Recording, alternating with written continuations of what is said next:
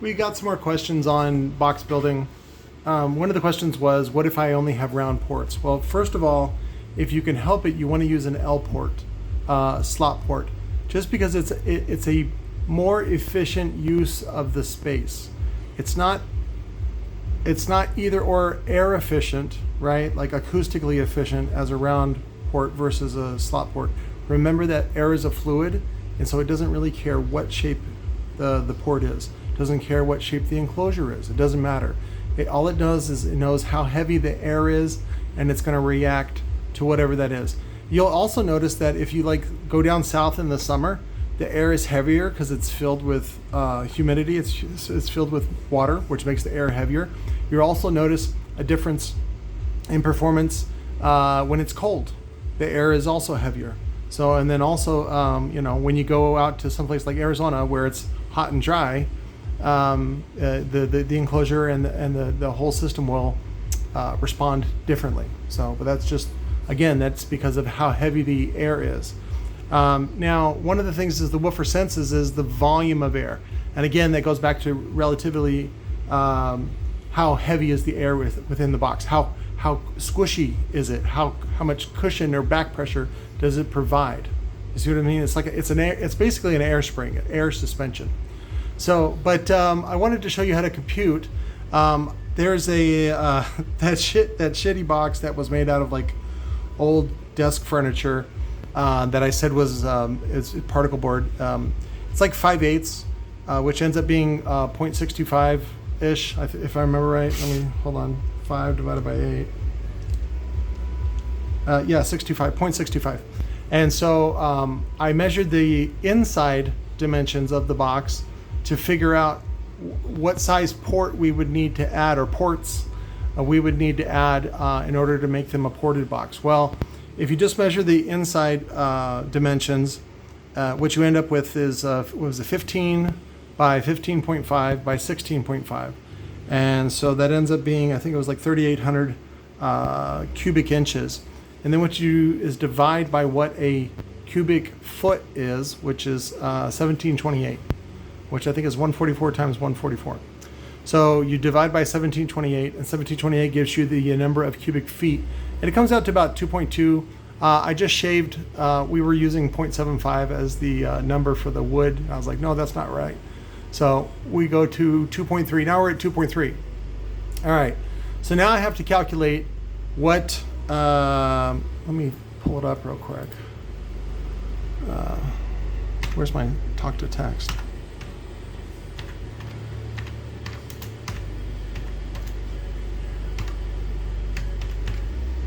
Area of a circle,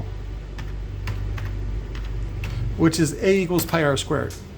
So right there, see, A equals pi r squared. So this is just to find the area of the port. Now what you really want to do is measure the inner diameter of the 4-inch PVC. Let me get that accurate measurement real quick.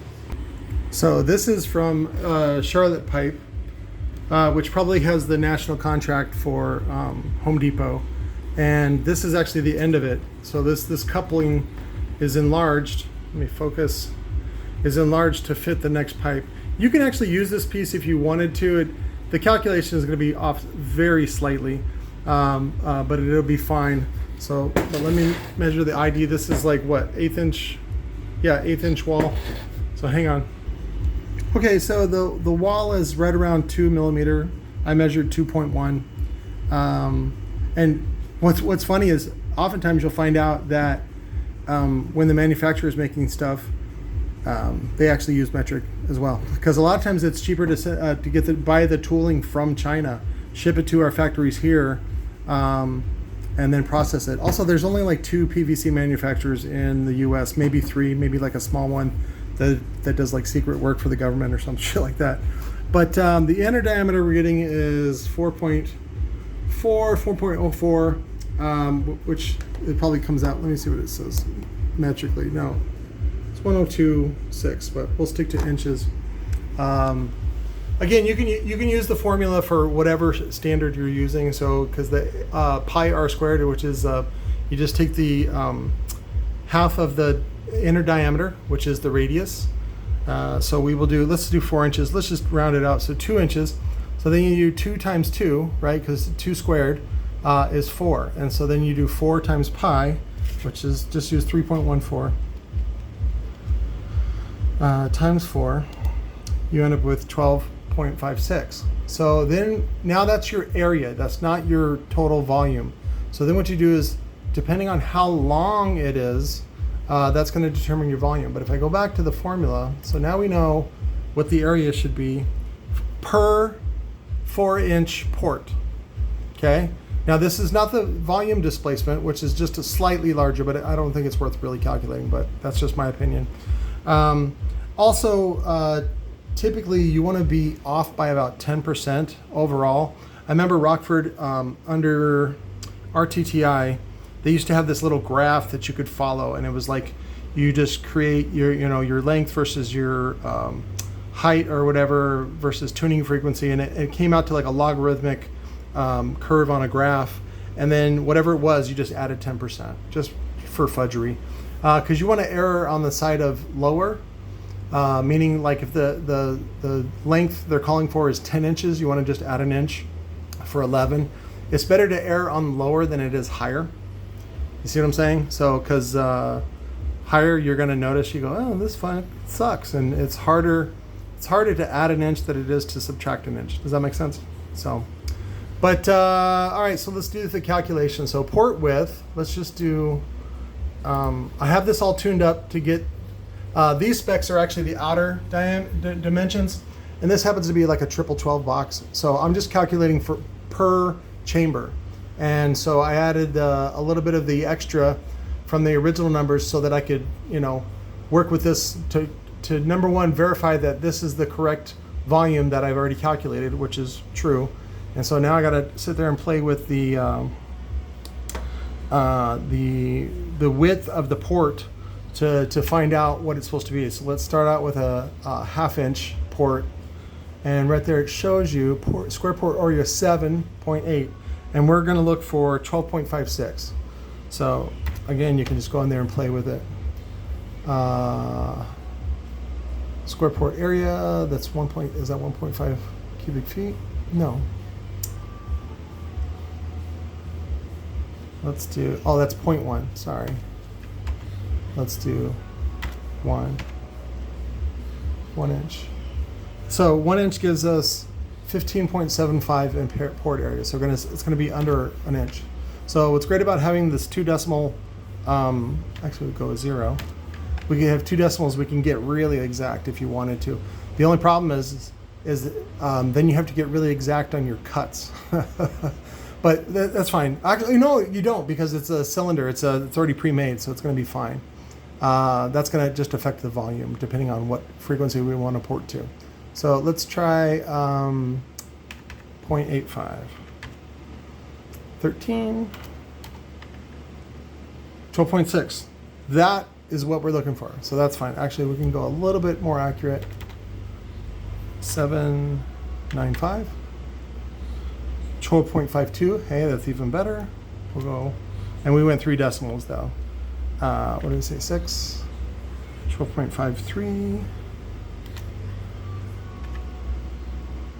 Nope. 6.5. 12.54. Let's go one more decimal place. We're going for 5.6.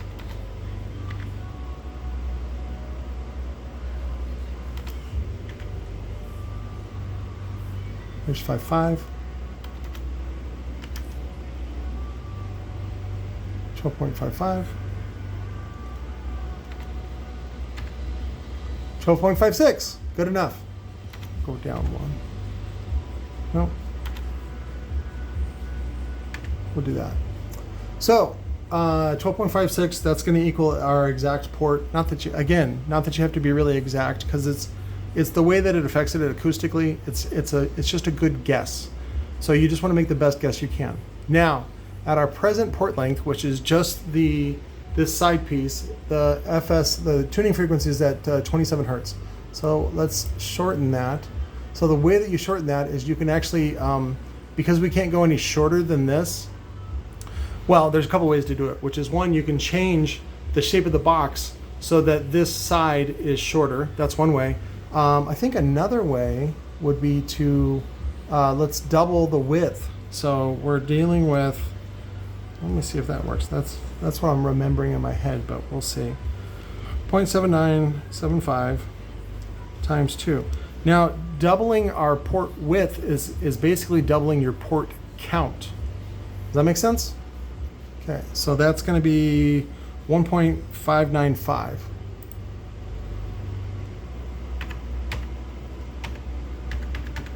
And then we'll just erase the rest of that shit. Okay, so that gets us, then this is now with 2 ports. Okay, so this is 2 4-inch ports at this original length, which is 15.78 inches, is going to give us a tuning frequency of 38 hertz. So that's too high. So now we want to go longer, which may or may not be possible because, again, this thing has to fit inside the enclosure. So let's go back. Let me change the box, but basically that's what you want to do is go back and forth with the number of ports, which is how big the opening is, and then also the length. And so what you're calculating really is the mass of the air. And again, this is all just a generalization of a lot of these, especially when you're working with textbooks, they'll assume at sea level, and then they'll assume a moderate climate, whatever that means, like California weather. So, and then, you know, with so much relative humidity. Again, it's a generalization. It's not going to be off too much, but sometimes in a very high performance system, you will notice a difference. Okay. And again, that's why you want to err on the side of being lower rather than higher. And again, that's what an equalizer is for if you have to fix anything like that, or a DSP. I think that was it. Let me pause this real quick to see if I can adjust the volume or the dimensions. Actually, I think it's best if I just show you a little bit of what I'm doing. So what I did was I erased the square port width, and that's so that I can go back, I can find the volume number exactly of what I'm trying to achieve, which is 2.3 cubic feet. So basically I'm going to play with the numbers. I changed the front and back, the depth, to 14 inches to go a little bit more shallow on this axis. And then what I'm going to do is just play with the height to get what I want. Because again, it's not, the look of the box doesn't matter because we already have that if the box is already made. So what we're doing is we're looking for the correct volume of air in order to then calculate the port. Does that make sense? So, and again, there you go, 2.33, perfect. So again, we're not looking at the box, we're just looking at the numbers because we want to calculate the width of the port. Now, what did we say the width of the port for one port is? Again, let's go back. Your radius is 2 inches times 2 equals 4 times pi, 3.14. That gives us 12.56. So again, we got to reach for that 12.56 number, which, what did we come up to? It was like 0.9566 or something like that. Port area, that's not right. Yeah, too big. 8.5. 17. Let's see. Let's do 6.5. 13. 5.5. That's 11. 6.0. 12.45. 5. 13. 3. 2. 1. 0. So it's somewhere in between 0 and 1. So let's go 5. 12.555. Okay, that's fine. So it comes up to 0.065, whatever. Anyways, so now our length, our initial length, because again, this program only calculates an L port. So it assumes that you're going to at least this length. So again, what we have to do then is go shorter unless we want to go to 30 hertz. So, which we can, you know, and just to basically end this video, we're going to shoot for 30 hertz. And so then also this works within your 10%. So we're going to tune, it's better to tune at 28 than it is 32, I guess, if you're trying to reach really low. But basically what I would love to do is shorten this side up even more. Actually, fuck it, let's just do it. You're not doing anything, you're watching my dumb video. And you guys fucking nerd out on this shit. You can spend hours doing this, just so you know. So what we did is we shortened that side, and then we want to go back. Oh, I gotta go back. Okay, remember that number, 0.605. So go back to 0. We gotta change this. 2.35. Okay, that's fine. We'll use that. And then what was it? 0.605.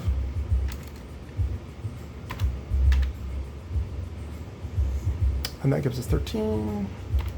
Let's go 5.9, 5.5, 6, 12.61, 12.53. Let's go a little bit bigger. 3.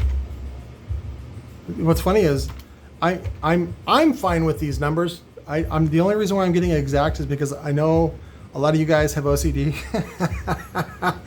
And again, not that I want to entertain that shit, but I know it's hard for you guys. So you guys want to see some satisfaction. That's fine. I'll jerk you off real quick. Handy's not hate, right?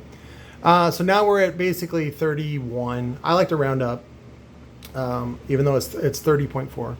So that would be right around 31 hertz. That is more acceptable. I think he's going to like that better. And again, we're at 2.259. So then our length is going to be right there, 12. So it's 11.8. So we can go up to maybe 12. So let's do 12 inches. And I do kind of want to go a little bit shorter because I actually want to boost this to about 32 or 33. What you'll notice when you run the parameters through the box simulator is, especially if it has a lower FS, if you come up on frequency, like around, in fact, the higher you go, the more peaky it'll get at that frequency. So like for an extreme example is tuned to like 50 hertz or even 70 hertz. And what you'll get is this huge spike at 70 hertz. And that's how you create an SPL vehicle, is you match that frequency, whatever the FS of the vehicle is, you want to match that frequency to the tuning box, the tuning frequency of the box. So if your FS in your truck is 65, you want to tune to 65.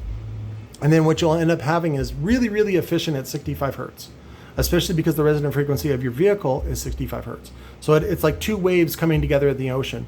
A bunch of little waves can combine together because when they're all in sync with one another, they all complement one another. And that's how you get a 20-foot swell or a 100-foot swell and all that kind of stuff. The conditions have to be right. So because you're creating this, you just have to create the right conditions in your vehicle to get that high wave, that high sensitivity, that high SPL that you're looking for. We're not really looking for that, so I'm going to do total port length, even at 31 hertz, is 13, and I'm actually going to go 12 even, because I still want it to fit inside the box. The other rule you want to look out for is when using round ports, typically what they use is whatever the diameter of the port is, that's the space you want from the inner wall. So here, let me look at this real quick. So this is a 4-inch port, so you want it at least 4 inches from the side of the enclosure. Okay. So sometimes you may have to use an angle. Sometimes it's close enough. Again, the whole point is to minimize turbulence because this is going to be too small. In fact, if we look at it, this thing's stuck in my elbow. Hang on. Your square port area is 12.5, and then your volume is 2.3, right? Yeah, 2.3. So 2.3, and now this is where the formula for the 16 square inches of port area per cubic foot. So we have 2.3 of volume, which is 2.3 cubic feet.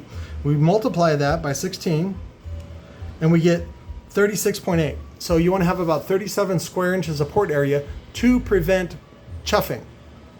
Okay? to prevent chuffing. So you can actually use this the way that it is, but the louder you go, the more sensitive it's going to be to chuffing because it's going to create turbulence. Now, one of the ways that they curb this, and it's better just to have a much bigger port, is they'll flare the ends. That's how you prevent turbulence when the port is already too small. And you'll see that in Aeroports, right? They design them like that. They're like, it reduces turbulence. Well, if you make the port big enough in the first place, you don't need to flare the ends. Also, flaring the ends makes it difficult to calculate the proper length as well. And when you do that stupid kerf shit too, same thing. It makes it difficult. And then if you create a horn and all this, again, you get into these weird things that are almost impossible to calculate. The only way you have to do it is build it and then test it. And then if you're wrong, you got to build it again. And that's one of the reasons why I don't recommend bandpasses, because it's a huge gamble on all your time and your money. So it's better to use something that's either sealed or ported that is much more predictable. Again, you're going for a good guess, because every time you do this, every time you build a box for a vehicle, it's a guess. But what happens is over time you make better guesses. See how that works? You'll if you have a good memory, you'll go, oh, I liked this, I like this. And now I've had clients where I typically tune for about 32, 33 hertz. I had one client that really liked rock and roll and country music, and that's more emphasized in the upper bass. But it's not like a banda customer, right? Banda customer wants really high bass. And then you can ask, do you like both? And that's why sometimes you can tune the box for a higher frequency, and then you can also compensate. Again, if you use an equalizer to compensate, sometimes it's more difficult to get those lower notes. So if you're going to give it to a customer that likes banda and rap, what you want to do is tune the box low and then use an equalizer to give it a boost. And that's basically what an epicenter does. So if that makes any sense. You can't tune high and then try to get low out of it, right? And that's why, again, I don't recommend bandpass, because you're tuning high and then you're like tuning low. And then also, if you look at it, I'd rather have the woofer be the direct driver of the performance of the system rather than hoping and waiting for the velocity to pass through and create a resonant frequency on the ports. You lose response time. It's a guess. It's a terrible guess, and it makes more of your variables off because you're guessing on a much greater guess. Again, if you talk to somebody that's calculating for like satellites, like for Voyager or something going to the moon, if you're off by even just a little bit, you end up being way off. Okay, so you have to be really precise. You got to go out a lot of decimal points. Okay, if that makes sense. But I think that's it. I'm pretty much done. You guys can go back and review this video. Again, don't take my word for it. Read a bunch of books. And if you're confused by any of this or all of this, welcome to the fucking club. It took me about 18 months to get through the loudspeaker cookbook when I was 20. And so it's going to take some time. Okay? I was like 19. Yeah, because I got married at 19 and joined the Air Force. And then it took me about 18 months. By the time I got to, when I first got to my base, it was about 18 months, 2 years. And then I started going through the same process where I started building enclosures, and I'd listen to them. And then I'd say, oh, okay, sealed box is fine, but it requires more power, and it also requires a bass boost, right? Because you're compensating for what the port in a ported box normally does. See, and that's how ported box ends up being the most efficient and effective use of the space, the volume that you're taking up. Bandpass ends up being too large, and the response isn't what you want. Again, you're misusing bandpass. Bandpass is again, you have to understand what you're doing. And that's why, again, I always recommend going back and reading the loudspeaker cookbook. Is reading that book hard? Yes. Welcome to science and physics. Most people go through a whole, graduate program in order to understand this. And I'm saying is you don't have to do that. You don't have to pay all that money to do that. Just all you have to do is read the book and then understand it. And stuff that you don't understand, you can go on Google and say, like if they're using a different phrase or something like that in the book, you can go look up the phrase in the book. Same thing with legalese. if you don't understand the words that, something I learned yesterday was when you're in court and a judge says, do you understand? And if you say yes, what you're really saying is, do you stand under the judge? It's a play on words. And it's again, lawyers are pieces of shit because they use this deception, this very old deception to manipulate you. And I don't care for those guys at all. Even just being any lawyer that passes the bar and then continues down that path is a piece of shit because they swear an oath to the courts, not to you as a client. So you end up being better off educating yourself and then representing yourself. So anyways, I love you guys. I will talk to you later. Again, keep the questions coming, but this was a question that came up. Somebody was asking, is there a difference between slot port versus round port? Again, the answer is no. When all other things are equal, meaning the port area is the same and the length is the same. It will perform the same because air is a fluid. It doesn't care what shape it is. Now, using round ports, you will have to use more of them. They will actually take up more physical space than a slot port because a slot port sticks to the side of the wall. In fact, when you manufacture it correctly, when you build it correctly, it actually supports and acts as a brace for the box. And so again, it's not that one is better than the other. I'm not saying you can't use round ports and you can't flare the ends like a big old butthole or whatever you want to do. I'm just saying, if you build the box correctly and design it correctly from the get-go, and you assemble it in a way that is efficient of your time, you're going to do better. So again, that's why I'm a big fan of this program. And if you want it, I'm going to go ahead and post the link. There should be I think I can do it's not an open source link, but it's a public link. So I'll put that in the description, and that way you don't have to bug me or email me or anything like that. So I love you guys. I'll talk to you later. Bye.